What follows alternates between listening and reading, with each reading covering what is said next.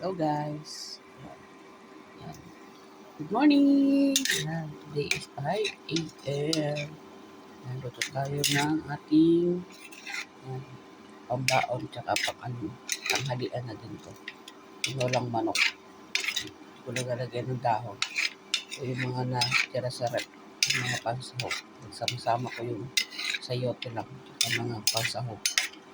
Yan, malambot na rin yung ating at tsaka yung kunting kulo pa para maluto yung ating sayote.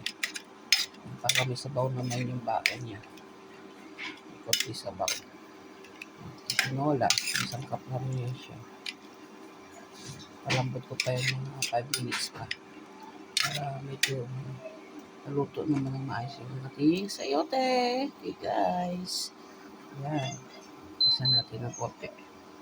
Para medyo umulo na siya. Mako na rin yan siya. Masarap naman. Tama lang yung lasa. Yan.